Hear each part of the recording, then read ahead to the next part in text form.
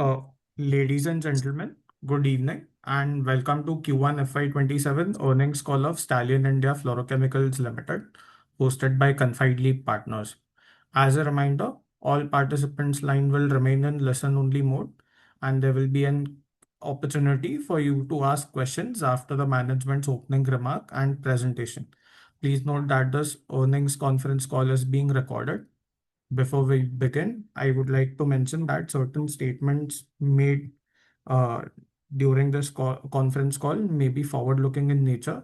These statements are based on the current expectations, assumptions, and estimates of the management and are subjected to various risks and uncertainties. The actual results may differ materially from those expressed or implied due to several factors. The company undertakes no obligation to publicly update or revise any forward-looking statement. We represent the investor relations for Stallion India Fluorochemicals Limited, and on behalf of Confidely Partners, I extend a warm welcome to all the investors, analysts, and participants for joining the Q1 FY27 earnings con call. We have with us Mr. Shehzad Rustamji, who is the Managing Director and CEO of Stallion India Fluorochemicals Limited. Sir, you may now proceed.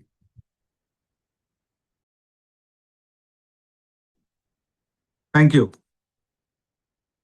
Good afternoon, everyone, and a warm welcome to Stallion India Fluorochemicals Limited Q1 FY27 earnings conference call. We have started FY27 on a positive note. During the quarter, our total revenue stood at 124.68 crores, registering a growth of 12.78% year-on-year. EBITDA increased by 75.85% to 25.27 crore, while PAT grew by 79.15% to 18.57 crore. The stronger growth in EBITDA and PAT reflects the improvement we have seen in our profitability during the quarter. From an operational perspective, the focus continues to be on strengthening the business and preparing the company for its next phase of growth. One of the key developments during the quarter was the completion of preparations for high-purity helium processing plant at our Khalapur facility. The facility has an installed capacity of 1,200 metric tons per annum, and we expect commercial operations to begin in the coming quarter. We see good earning opportunities for high-purity helium across areas such as semiconductors, electronics, healthcare, aerospace, and defense. Our Mambatu facility in Andhra Pradesh is progressing as planned, and we expect it to commence operation by end of the year. This facility will strengthen our presence in South India and add capacity for refrigerant debulking, blending, and storage. More notably, it's a HFO blending plant. At the same time, work on our 10,000 metric ton R32 manufacturing facility at Bhilwara is progressing well. We are targeting completion by end of December 26. This is an important project for us because it will take us further into manufacturing and reduce our dependence on external sourcing for this key refrigerant. The R32 facility is also an important part of our backward integration strategy. Over time, we expect this to improve the supply reliability and contribute positively to our margins. Beyond these projects, we continue to look at opportunities in HFO and other specialty gases. The objective is to gradually increase the contribution from higher value products while building on the customer base and distribution network that we already have. We remain confident of the opportunity ahead of us. Our focus over the next few quarters will be on executing these projects on time and gradually ramping up the new capacities. We continue to maintain our guidance of 30-35% revenue CAGR over the next 3 years. As the contribution from backward integration and higher value specialty gases increase, we also expect our EBITDA margins to improve by about 3 to 4% over the medium term. Overall, our focus remains on disciplined execution, expanding our product portfolio, and building a stronger and more integrated business. With that, I would like to thank all our investors and stakeholders for their continued support. I'm happy to take your questions. Thank you. Participants who would like to ask questions may raise their hands in the reactions tab. We have the first question from Ms. Disha. Ms. Disha, you may unmute and introduce yourself.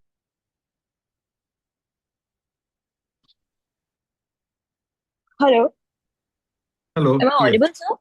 Yes. Yes, thank you so much for this opportunity. Couple of questions. So, in the first quarter, we've seen strong improvement in our gross margins and EBITDA margins, both on a QOQ basis and a YOY basis. We just wanted to understand how much of this has been driven by higher realization and how much of this has been driven by better product mix. And do you see margins sustaining? It is a combination of better product mix and also the earlier planning that we had in place. Basically, the continued strain on logistics and imports currently faced due to the Gulf crisis, uh, it starts taking its toll on pricing and all other factors also. So one has been a combination of better planning, better execution of earlier planned logistics that we had, and also a better product mix, a higher percentage of HFOs also in the sale. So, is it fair, sir, that these sort of margins will be able to sustain? Margins would continuously improve, but I'm not particularly sure that the same results can be repeated continually. Like I said, part of it comes from the better planning that we Better had planning. Hmm. during the Gulf crisis time. So when everything has gone haywire, historically we always had high stock keeping, so that also comes into the beneficial mode for us when crises happen. So, out of this EBITDA, sir, how much of this has been because of the inventory or the stock that we had earlier? It's a mix, 50-50. Okay, okay, fair enough. And so this Khalapur plant, I think is going to commercialize in the next quarter. What sort of contribution do you see from this plant for this year? uh, Basically, one minute, I'll tell you in percentage.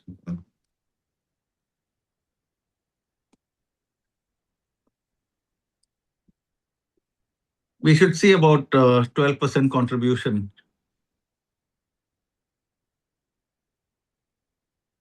And this has a PAT margin of around 17 to 18%, right? We have said 15%, but yes, it'll be higher.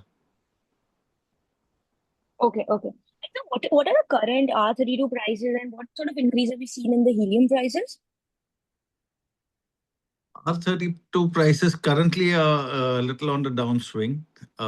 It's not increasing. Basic correction that needed to come is coming. So what will be the price currently, sir? Currently, it's approximately 800. At the peak, it was 900. Okay, so irrespective of a plant coming by the end of December, I think we'll still be able to reach our target of 275 CR contribution from this plant, right? Because our guidance was based on a realization of 500 rupees per kg. We have take see when we give our projections, we give the projections based on worst case scenario. We didn't give it on the rosy scenario, meaning we could have really pumped up the figures and showed a very rosy side by taking the at that time 700 800 pricing that was prevalent. We chose to go with the conservative estimate of 550. So I Okay, think what we have said is workable. okay. And sir, the Batu plant, I think last time we were expecting it to come in by August, and now I think we're expecting completion by this year end. So what is leading to this delay? Uh, Basically, the same team that were working at Bhilwara are also working here. So as a result, we want to speed up Bhilwara. We moved all the people out there, all the engineers, everyone have been moved there. Number one. And number two, the Mambatu facility on its own. When this facility comes up, it's like a complement to it. So basically, we don't lose anything with the delay or anything. But when it starts up, it'll be a big added bonus. Its real relevance comes about with this plant. Right. And so this, just the last question from my side. Also, we've bid for this tender for ISRO. Could you just give a bit more detail on what is the contract size? What sort of margins do we see here? We are working with them. It's not finalized currently. Now, as we move into the production side of the reason we have not been able to sign up was earlier our plant was not ready. So technically, these are airtight contracts. Once you say you'll supply, you can't say now I'm not ready. So it's prudent to wait till your plant is ready and then you go and sign contracts. So till now we've not signed a contract. And now we're at the advanced stage of negotiation, and shortly we'll close it. Size meaning each of the requirements they don't come. It's a government concern, so it's not like an annual order or something. It's tender based. All government defense, everything is tender based. So usually the size of the tenders are like 40,000, 50,000 cubic meters of gas. Okay, okay. That is it so from my side. I'll get back in the queue. Thank you.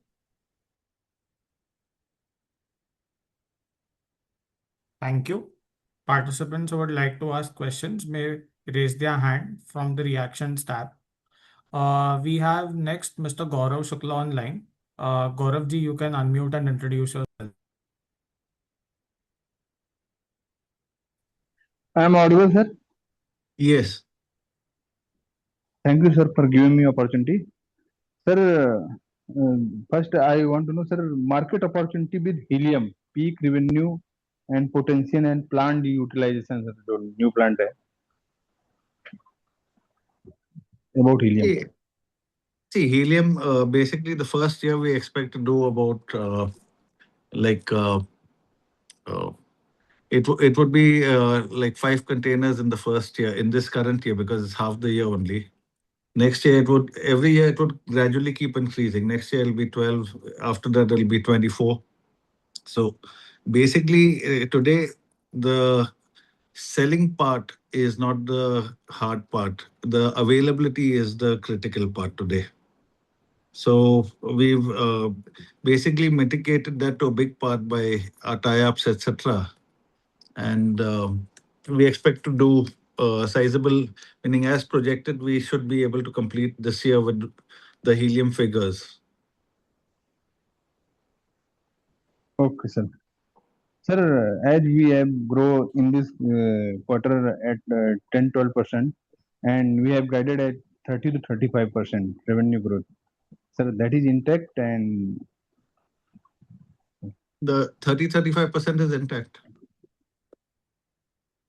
okay, sir. And EBITDA margin, which we come in about 17% in this quarter, it is sustainable for whole year. No, I have said first only that this has been a special quarter, number one. See, basically, Yes, sir. we don't play the numbers game in the sense, let's put it this way. Just because I will have to perform as hard and as good as this quarter, I am not about to let my company lose the revenues and the profit in that quarter. So we see Yes, if there's an opportunity for the company to grow, to enjoy a higher margin because of its better planning, we will ensure that it has received it in that quarter. Is it sustainable? It's a pretty impressive margin and impressive numbers. Those are not the actual numbers at our current business level that we enjoy. So, how much of it continues, I have no idea. But definitely, we will ensure that we are working towards profitability only. okay, sir. Sir, as you, in last 2-3 con calls, we have planned R32 plant completed in July 26, and it reached to December 26. What factors affecting, sir? What have which factors due to we have delayed this plant? Basically, in September, when we wanted to start the work, we were looking at going for a preferential issue at that time. But there was some crazy price hike, spike in our share pricing, and all the planning for the preferential issue went out, and we had to go down the rights issue methodology. So as a result, we were only able to hit the market by February. So the funding came in late. Now, basically, you need a sizable portion of the funding to start the work off. So what was originally planned to be December startup ended up being a March end startup. Okay, sir. Sir, in this quarter, helium revenue will come in quarter two as working plant is working now. Yes, the plant is operational, meaning we've gone through the final stages of checks and everything. Uh, this quarter, we do expect helium revenue to come up. Okay, sir. Thank you, sir. Thanks a lot. All the best for Thank you. future, sir. Thank you. Thank you. Participants who would like to ask questions may raise their hands in the reactions tab. Next question we have from Mr. Paras Cheda. Paras ji, you can unmute and introduce your. Yeah, thank you, sir, for this opportunity. Sir, just wanted to understand firstly that our R32 commissioning is now moved to December 26, and the presentation says, 250 crore revenue contribution in FY27 from this plant. So does that stand intact basis, end December commissioning of R32 and the 250 crore revenue contribution in FY27 from this plant, does that still hold or that changes a little bit now? It would change a little bit. What revenue contribution you would put for this quarter then? I mean, I guess, what, 125 crores or? It should be for the Q4. Yes, that's approximately what it should be. Right. And for the full year utilization of this plant, 500, 600 crore in FY28 still holds. Yes, very much. Okay. Sir, what would be your EBITDA margin guidance now for FY27 and 28? We have already mentioned it. It would significantly change with the production plant coming into effect. And Yeah, also, yeah, please go ahead, sir. we do expect EBITDA to go up by 3-4%. We do expect the PAT also to increase.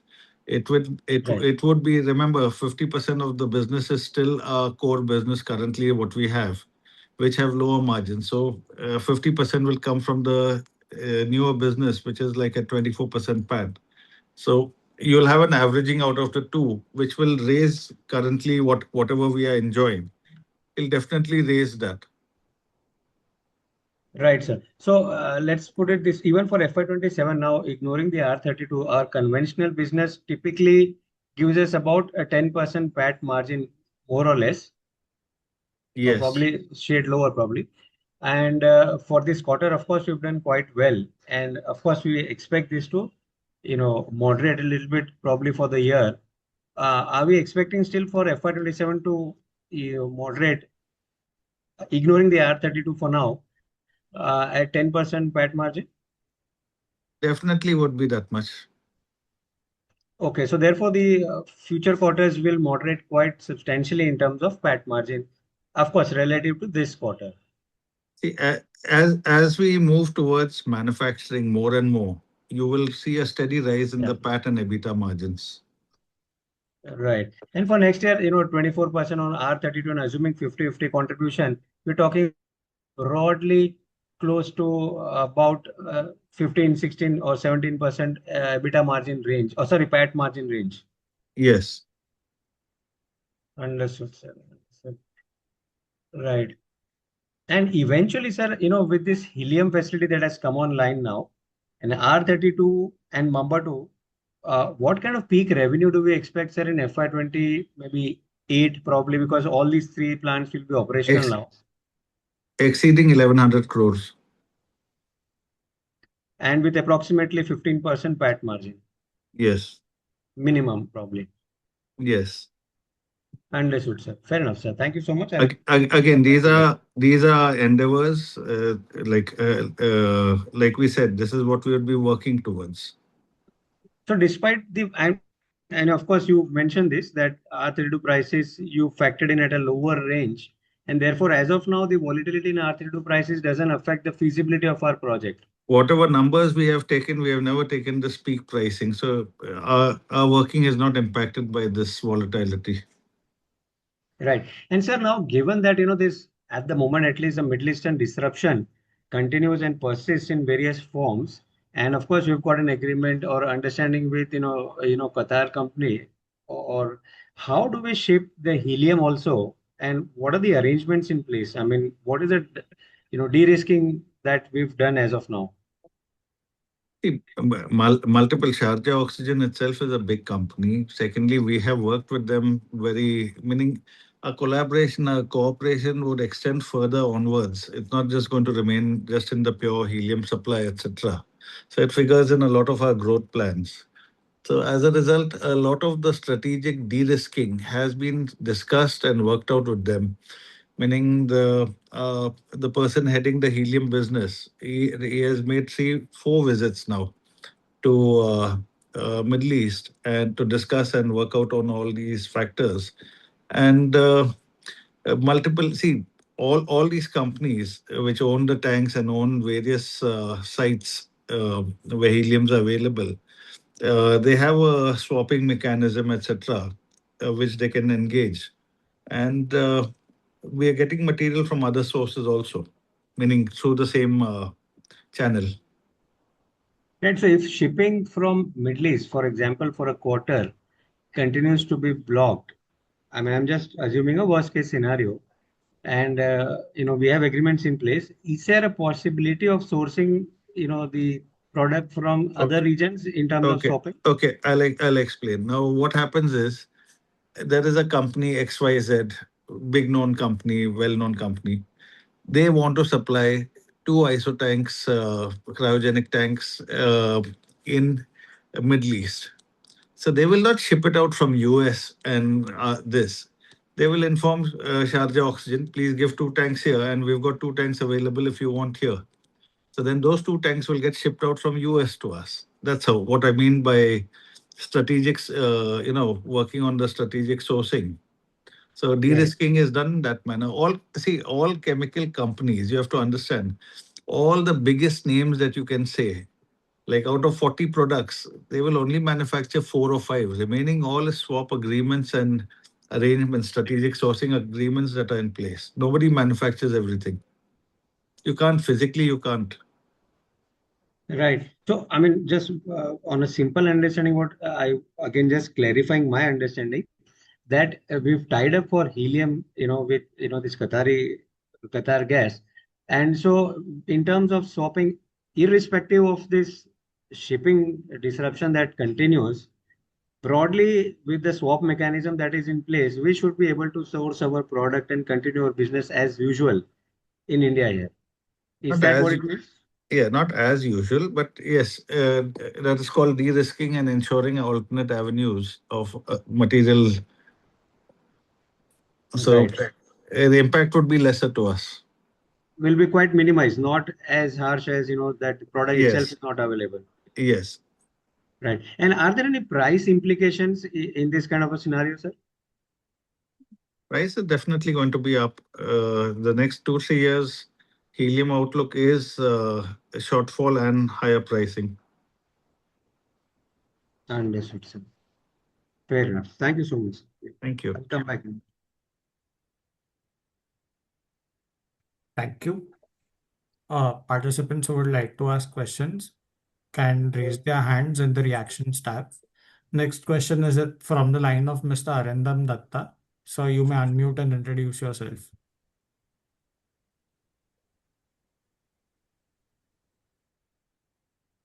Sir, can you hear me? Yes, I can hear you. Thank you very much for giving me opportunity. And it's a good set of number we got. So most of the questions already being asked by the previous persons. Now, one question is coming in my mind that we have all these 3 plants are almost going live at the same time. But earlier it used to be not. Like our Khalapur, Mambatu, R32. So now my question is what would be that working capital? Is that would be manageable, or you are going to raise some debt? Because you said that you are not going to dilute equity anymore. Let's put it this way. There are 2 things. One is desire and one is requirement. I would desire not to dilute any further and raise working capital from internal working. But if we want to have a faster growth and a faster rise, I do think capital will need to be raised. See, it's like this. We've got a growth strategy where every year we want to put up one plant for the next 3 years, such that we can reach our milestone. Or we said we are working towards 3,000 crore revenues. Now we can only do that if you put up that many plants and you're in that many business. So there are two ways of going about. One is through internal accruals, which definitely will be substantial and would be able to fund quite a bit of it. But now, as we are working, we do realize that you might need to raise capital for the simple. I'll give an example. While we are doing this 32 plant, now we said after 32 plant, we'll give 3 months of stabilization, then we'll go ahead. Now, if we want to timely do the HFO plant, we can't wait till that long. We already have to pay a certain amount towards the technology transfer. We need to get the plans in. We need to put the EC up. The EC will take 6 months. After the EC comes, your basic groundwork, whatever needs to be done, whatever is permitted, till then you can do all your planning, your design planning, your procurement negotiations, all that you can continue. So all those things cost money, and you can't wait for your revenue of, when this goes online, the revenue comes, then I'll do it. Okay, you can do it that way. Theoretically, this would be able to fund it without going for this. Only your timeline would increase. Instead of 3 years, you would move to 6 years in your growth projections. So if we want to, have a scorching pace, we might need to raise revenue, raise funds. It is not something Yeah. that we have decided. It's not something that we have this, but I'm just sharing my thoughts with you that when we are going over our planning and financial planning and everything, we realize that it may be more prudent if you want faster growth to go in for raising funds rather than. Yeah, I mean, I understand that you have a plan for some AHF on the next to it, right? After R32 in the same No, dimensions. HFO.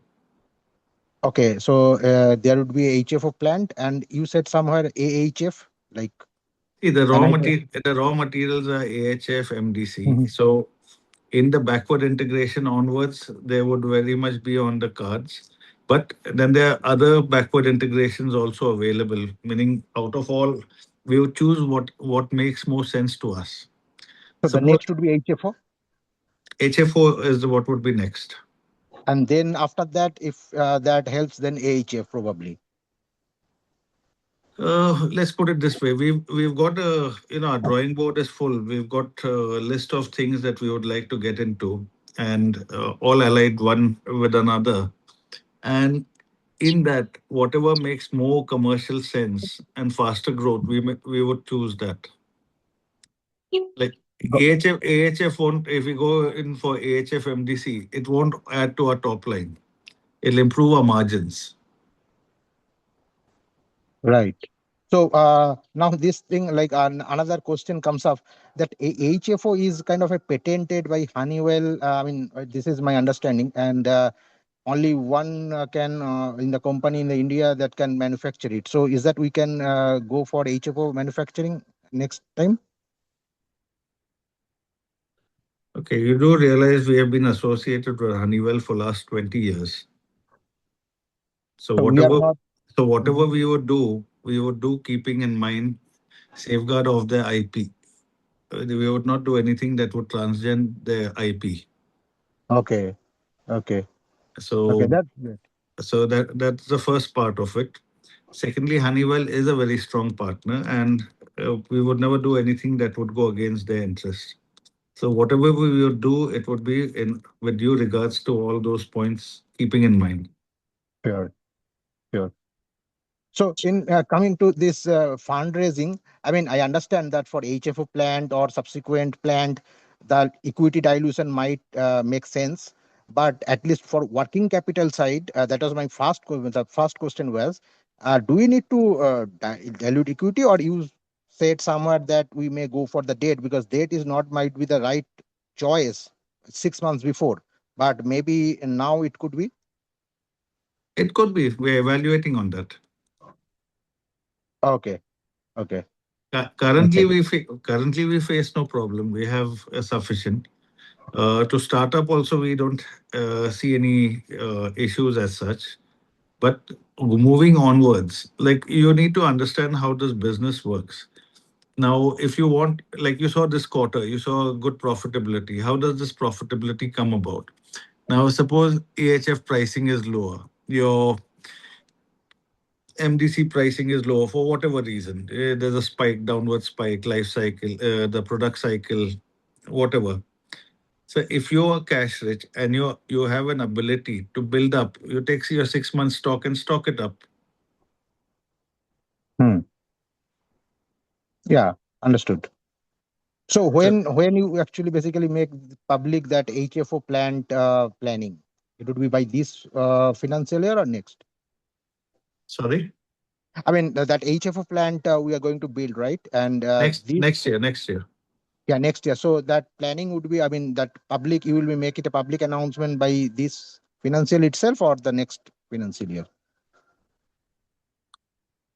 Sorry. I mean, Uh, when we are going to like announce it that HFO plan would be done. I mean, the planning it phase. See, our plans are already on. Number one, we would go public, I think, towards the end of the year. Uh, After this plant is successfully commissioned, is when we would go in full swing for the HFO plant, not before. Of course. Okay. All right. Thank you so much, sir. And Thank you. have a good week. Yeah. Thank you. Thank you. Participants who would like to ask questions may raise their hands in the reactions tab and would request participants to stick to two questions as there's a long list of people asking questions. Next is we have Mr. Darshil Zaveri. Sir, you may unmute and introduce yourself. Hello. Good evening, sir. Thank you so much for taking my question, sir. Uh, Hi, I'm audible. Hello. Yes, yes, very much. Yeah. So, just wanted to know, I think we've given a revenue growth of, 30-35% CAGR, but with the R32 plant coming online next year only, we will be effectively doubling our revenue, right? Is that the correct way to look at? So, and with HFO also planning. So, just wanted to know why are we mentioning 30-35%, sir? Our turnover is 400. Even if we do 125, 400 plus 125, 525. So 400 into 30%. What is 30% growth on 400? I mean, this 30% is for next year, not for next year, right? It's just for this year. Correct? Yeah. So we've said 3 years in a row we would have 35% growth. Yeah, so that's why I'm asking. So 3 years, so next year in FY 28 with the plant only, we will be doubling, right? So it will be more than 30%. 600 plus 500, 1100. Yeah. Yeah. Okay. Fair enough, sir. And so just wanted to know, like, we'll have a significant chunk of capex coming in. So in managing the working capital, will we have any issue or how would it be, sir? Right? What's the debt, that can come just because of our working capital, right? Because right now we don't have, any large finance costs, right? But with the higher plant, we will need some kind of working capital limit. See, with the capex, we are very much in control. So more or less, I don't think we have overspent or we're going off track. So we are very much within our capex requirements. So there's nothing that's going to go out there. On the working capital, the accumulated uh, the pad that has been accumulating over the last 2 years, that goes towards the buildup of the working capital onwards. But like I said, we may have with the faster growth and the faster uh, spend on incoming on the sorry the new projects that we are working on. we may look at funds, maybe debt, maybe dilution. Okay, okay. Fair enough. Yeah. And so just one more small suggestion. So I think our presentation mentioning October, right, capex, and which we have mentioned in December. So it just be ideal to, update the PPT like that. So just a Uh, suggestion from my end. Yeah. actually, I'll tell you, we have not run wrong of timeline or something. What happened was when we put up the prospectus, when we made everything, it was to have been made during December, and the funds were supposed to have come in earlier. Having filed it, you midway, you cannot change that thing. So the figure was always October, but currently, as we started off late, uh, 2 months we are off on that factor. So October would be like December end. No, no, no, that's entirely justifiable. That's not an issue at all. So this is our business. There will be some delay in that. But I'm saying in our Q3 PPT only we mentioned 250 crores top line. That's why I was just saying that you could, just change that, keep that in. It was expected that if we were expecting that October we would start off, we'd have 6 months of production. Okay, okay. Yeah, fair enough. Yeah, that's it from my side. Thank you so much. Thank you. Participants who would like to ask questions may raise their hands from the reactions tab. Next question is from the line of Ms. Bhavika Singhvi. Bhavika, you can unmute and introduce yourself.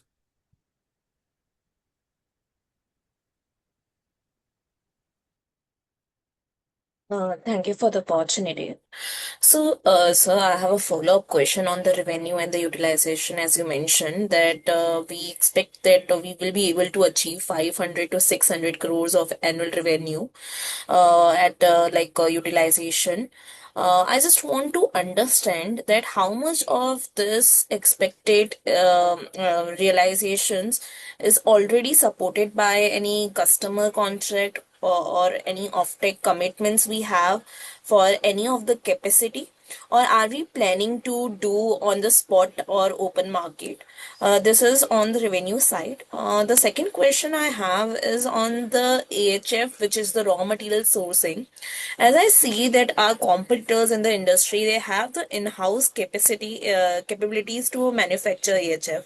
So, from where we are expecting to do the sourcing, is it going to be the domestic or imported one? And do we have any long-term supply arrangement in place for continuous supply of the AHF? If you can highlight these two questions too. Thank you. And the first question, sorry, can you just recount the first question? Just want to understand that how much our volume is already Yeah, supported okay. by customer Okay. contract. I got it. Thanks. Sorry, it was a long question. Just wanted to make sure. Okay, now answering here is it's a good question. What you've asked. First question is how much of the capacities have we pre-sold? Am I correct? Yeah. Okay. Now, sensibly, uh, how to put it? Experienced management would never make the mistake of what you're asking. How much have you pre-sold? For two reasons. Number one, you don't have anything in hand. You're trying to sell it. You don't have anything guaranteed that today I will start on this date, and you're going to enter into a take or pay contract. That means if you can't deliver at whatever price the front person can get material, you have to pay the differential. That is the second part of it. And third part of it is, okay, it is not so airtight. It is little loose. It's a understanding. Now, when you enter into a contract with something you don't have, obviously out of thin air, you're trying to make something. As a result, the front person, if it's 900, will ask you a price of 500. Now, I'm just saying that I go and commit at 500, just giving an example, when the market is at 900. What have I done? I have committed my company and killed its any chance of a higher revenue by committing on a lower price, which the front person will hold to account. You can't walk away from this. Number one. But if the price goes down to 300, the front person is not going to honor it. It's still going to walk. So, what sense does this pre selling make, except for like putting in the stock market that, okay, we have sold 10%, we have sold 50%. Other than that, what value does it really have? So if we're looking at experience management, experienced people who know the business in and out, it has no value. It has no Fair- commitment, it has no value. Number Fairly one. understood, sir. Yeah, just a follow up on this only. But when we say that we are going to make like 500 to 600 annual revenue from this particular capacity, so just want to understand from the management view from where we are seeing the like, is the demand is so huge that even if we don't have contracts in hand, we are capable to sell in the open market the 10,000 capacity which we are planning to build. Like I said, first thing what you mentioned is contracts in hand. Hmm. Do they have any enforceability? Nothing. It is just a MOU sort of understanding. You have, I will buy. You sell, I will buy. Simple. Other than that, it has nothing. So, meaning, just if we just want to make people happy, we can enter into four such contracts and come. It has no value. Number one, to have anything to have value has to be ironclad. An ironclad will mean time bound supply, after which the penalties start enhancing. So it's not in the best interest of the company. Number one. Number two, before we started this R32 thing, when before this period, if you see, our imports were over 4,000 tons of R32. So our internal market itself, our requirement itself, would be almost 40-50% of our production. Second, the Mambatu facility is a HFO blending facility, which will need 60% R32. So there again, you will require, which others cannot touch because it's under IP. And third thing, most important, the remaining small quantity that's left is negligible for us to sell. It's not a strain for us. We have not gone for over capacities. We have gone for capacities we required. Okay. This, my second question is unanswered. The EHF sourcing thing, the A- raw material. Yeah. AHF, firstly, it's not a single manufacturer. There are multiple manufacturers locally, number one. Globally, there are even many more. Number three, there are many more capacities that will come into place by next year. In fact, we expect by 28 there will be a glut of AHF supply. There'll be more a buyer's market than a seller's market, technically. Number one. Number two, whatever strategies we do, we are not here to share it because these are what become confidential data and confidential strategy. Meaning, if you're asking, do we have a source of AHF planned, etc.? Yes, we do have. So, just the reason I asked this question, just to understand that, because of course, as you say, the domestic, there are players who are manufacturing it. But like, if I see the China scenario, like on other global, from where we used to import, it becoming tough because the capacity is getting used for the internal purpose. So, just from that Right. angle, want to understand that are we having the source domestically or imported, so that we can have the thing that from where we have the security, and like, if you can Uh, like, mention that. even, Yeah. even if we enter into a domestic contract, we will definitely keep the import source going because we would not depend on a single source for anything. More critical components would be having four suppliers. Sir, just because you just mentioned that we like, because we have already in the business of selling R32 Bhavika, for Honeywell. It's just a sorry. follow-up question if you don't mind. Sorry to interrupt actually, Bhavika, because there's a long queue and we Okay, are no problem. running I will. actually short on time. You can join back in the queue, Bhavika. Sure. Thank you so much. Thank you. Next, participants who would like to ask questions may press raise their hands from the reactions tab, and it's a request for all the participants to restrict yourself to two questions. Next is we have Mr. Dhwanil Shah. Dhwanil ji, you can unmute and introduce yourself.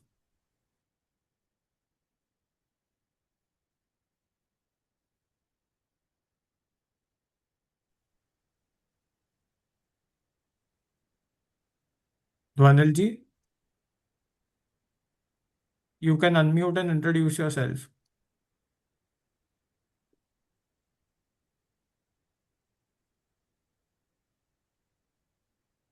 Hello, am I audible? Yes.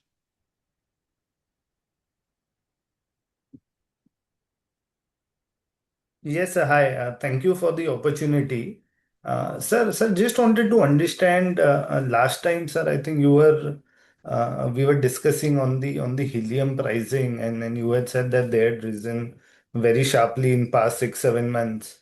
So, just wanted to understand what are the current price trends for helium? The price increased sharply from what it was earlier, but currently it is pretty much stable at the new increased pricing. So, closer to the 4,000 rupees per kg.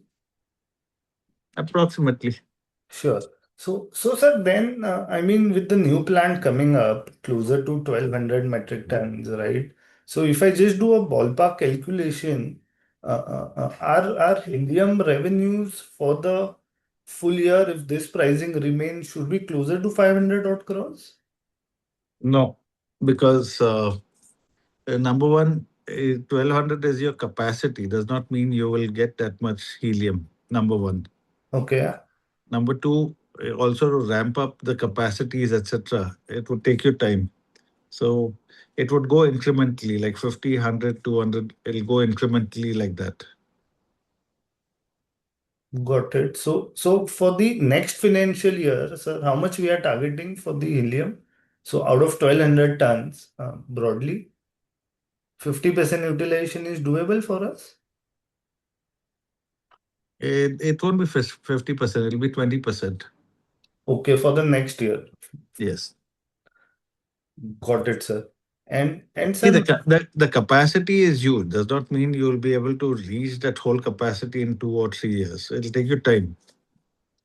okay. Because sir, I was under that impression as like India, sir, imports helium, and with the newer usage of it, the demand is quite a lot. And Demand is going to exponentially grow up. It's not that it won't, and it's not that those numbers. The reason we put up a big size plant is that the numbers will add up slowly. But will it add up in the next year itself? No, it won't add up in the next year. got your point, sir. Clear on that. And sir, my second question was on the HFO plant and the new Mambatu plant. If you can help us understand, sir, on the HFO, what kind of capex we may incur whenever we decide to go on that, It'll and be, on the MBA2 HFO blend plant, what kind of revenues, sir, we are targeting from that? see, currently, number one, the HFO plant, the capex would be in the similar vicinity of 350 to 400 crores. Number Okay. one. Number two, the Mambatu plant may not significantly jump up, meaning numbers. You have to understand that plant will go into the current HFO blends that we import will no longer be imported, it will be made in India. And 60% will be our own product, 32. So as a result, number one, your efficiency on logistics will be greatly enhanced. Number one, your reliance on long logistic lines from say US, China, etc., would come down drastically, making working much more easier. Third, it's a local make in India product. That itself gives it a big value and an export market also. And fourth, most important, your profitability will go up. Your turnover also will go up, but I'm speaking on an immediate basis. What you're asking, your question was, the day the plant starts, what will be the immediate impact? Immediate Correct, sir. One is on impact. the newer capex which we'll do Yeah. on the HFO block. And on the MBA2 also, we are adding some HFO blending also. Yeah. So there are two different, yeah. See, the HFO manufacturing plant will Correct. enhance revenue significantly. Number one, enhance your PAT, EBITDA, etc. very significantly. The Mambatu facility takes HFO and R32, blends it together, and makes a HFO blend. So currently, what is imported at higher price, your profitability will go up significantly, but instantly your turnover may not jump much more than 10% or so. Yes, in a year or two, as HFO blends business in India grows, as you know, it starts taking over the existing normal business. That time, the revenues also will grow significantly. Understood, sir. And sir, this 400 crores, what kind of capacities we are looking at in that capex, and what would be current HFO realizations?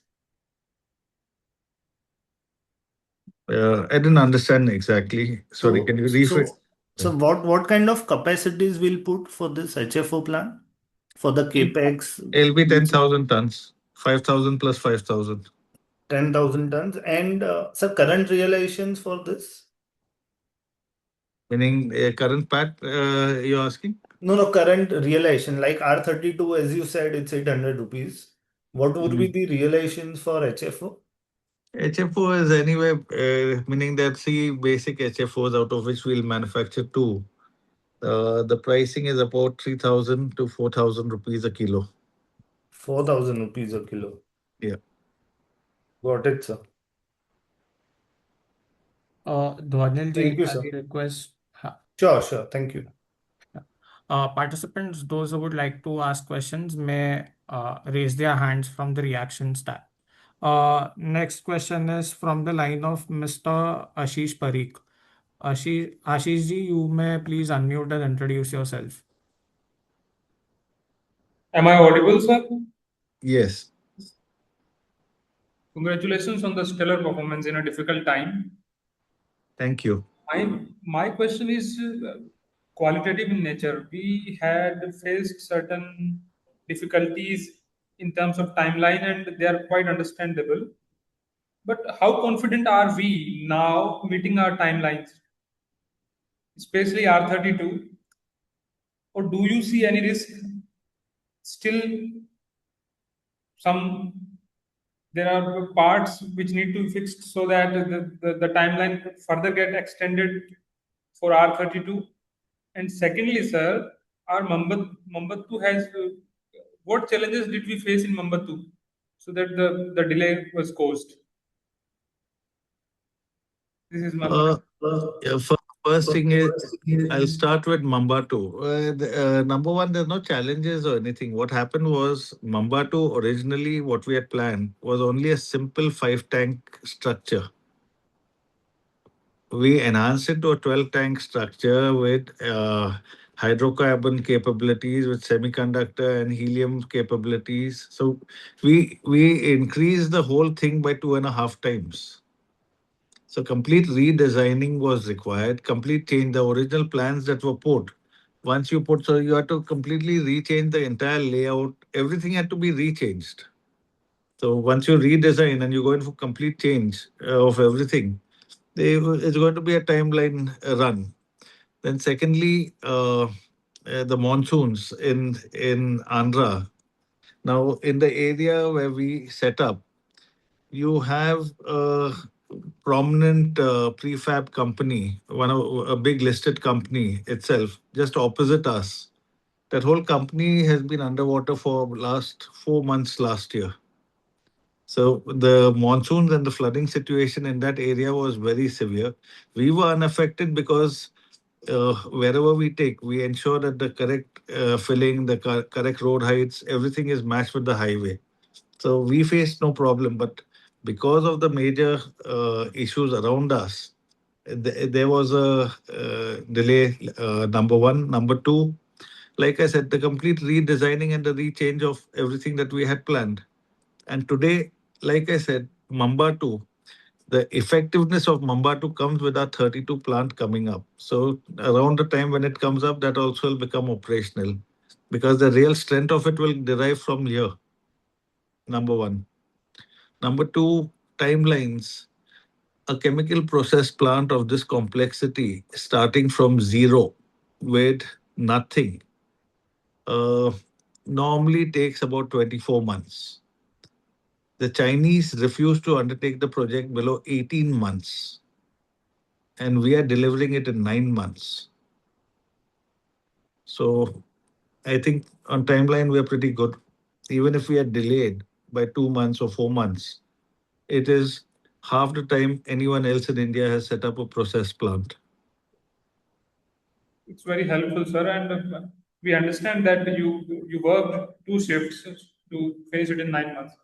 Sir, my second question is, we are going to raise certain capital. So,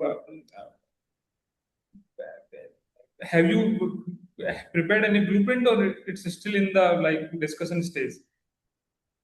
I have not said we are going to raise any capital. The question asked to me was, earlier you had said you will strictly not go for dilution, you will go for only debt. So basically, over the last couple of months, when we've had internal meetings and financial discussions and checking of the onwards, project planning, etc., that next 3 years, at what speed we want to move, it became more apparent to us that if we stick to the thing, that we will not go with dilution, and we will stick with internal accruals for working capital and also for expansions with debt, etc. It became apparent that we'll be delaying things too long, number one, or we will be crossing over from prudent debt to higher debt than what we would want. So, keeping that in mind, we are not close to the idea that we might go for dilution onwards. Meaning, Understood, sir. I just gave my understanding of how our financial overview was from earlier. Earlier, we were pretty clear that no, we won't go. But now, keeping in mind everything and seeing it, it might be more prudent to go for some dilution, some debt, not all debt. It's very helpful, sir. Thank you so much, and my best wishes. Thank you. Thank you. Participants who would like to ask questions may raise their hands from the reactions tab. Next question is from the line of Mr. Preet Jain. Preet ji, you may unmute and introduce yourself.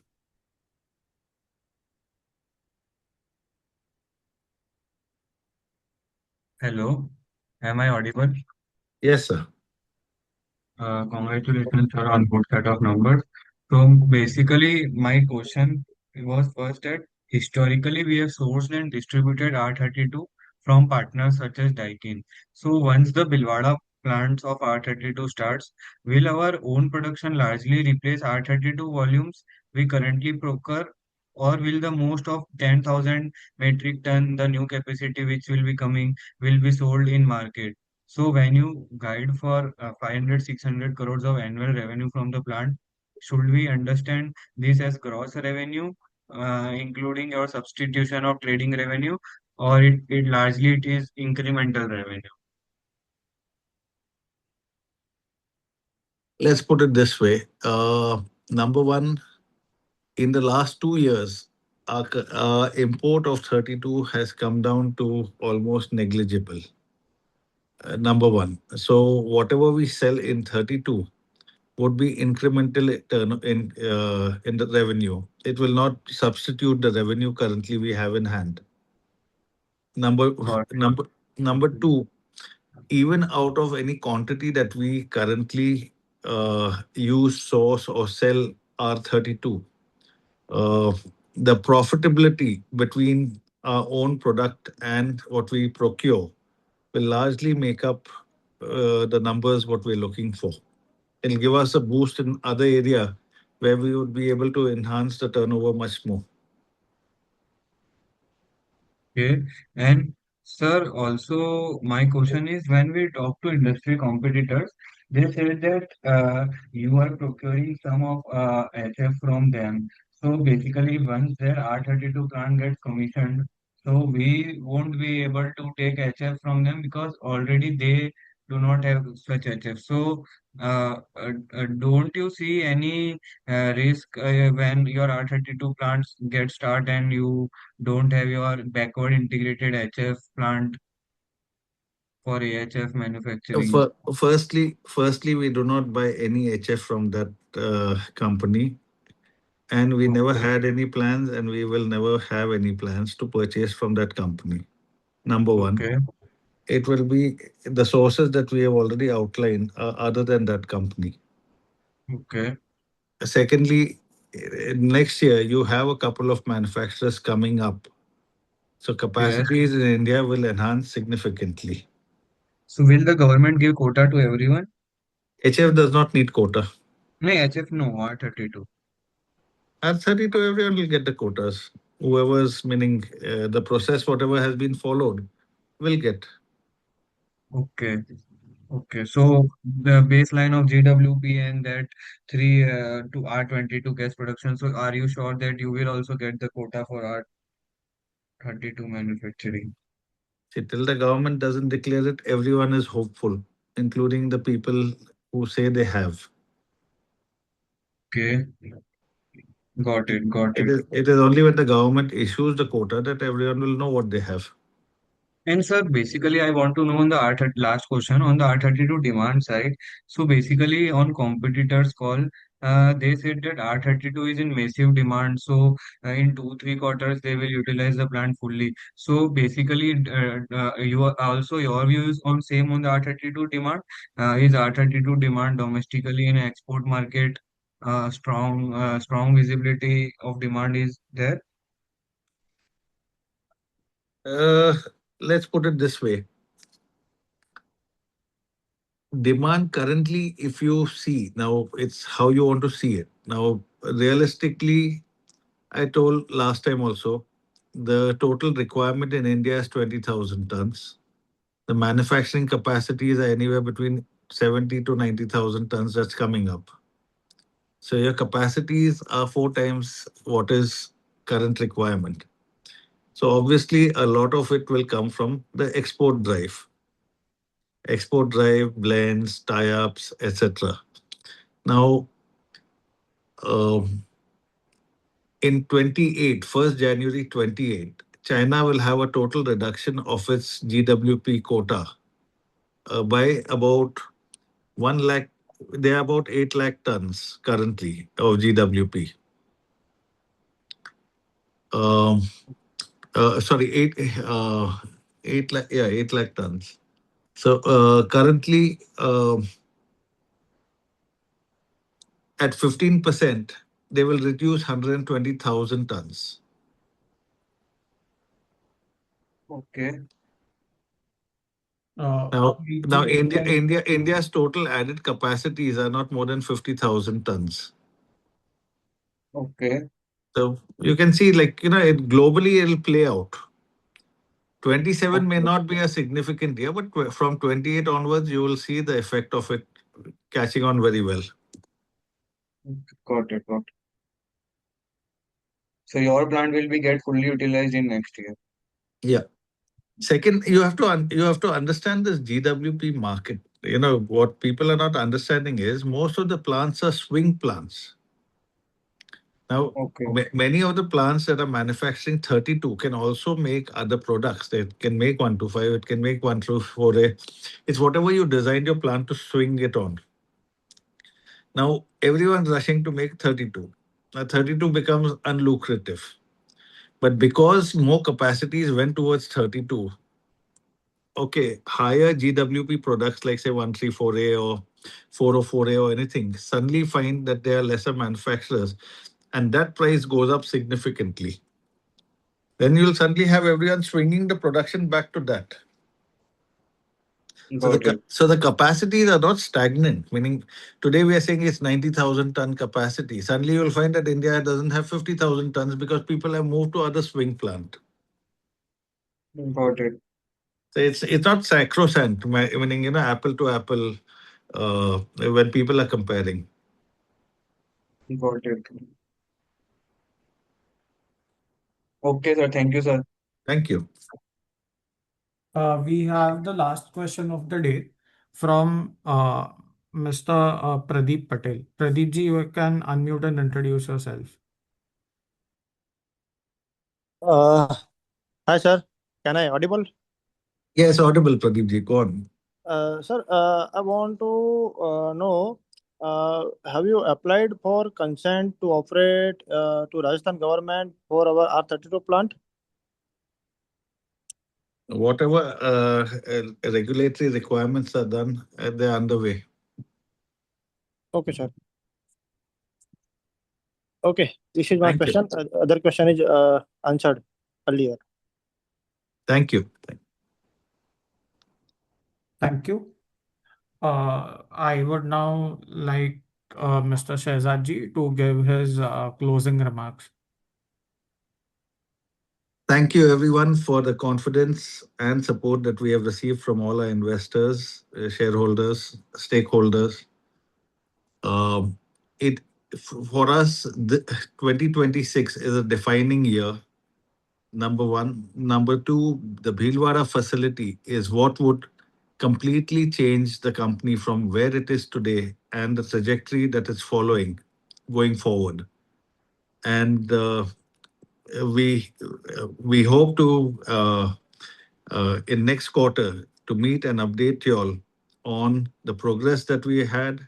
More or less, we may have a few visits from investor groups, etc., so that they can see the facility, etc. And more importantly, time meeting the timeline that we have committed. So whole endeavor and all our work would be towards that. And we hope that next quarter and the year ending, we should have completion of whatever we've started out to do. Thank you. Thank you. This concludes our Q1 FY27 Stallion India Fluorochemicals earnings call. Participants, if they have any further questions, may reach out to the investor relations of Confideleap at info@confideleappartners.com. You may now please disconnect.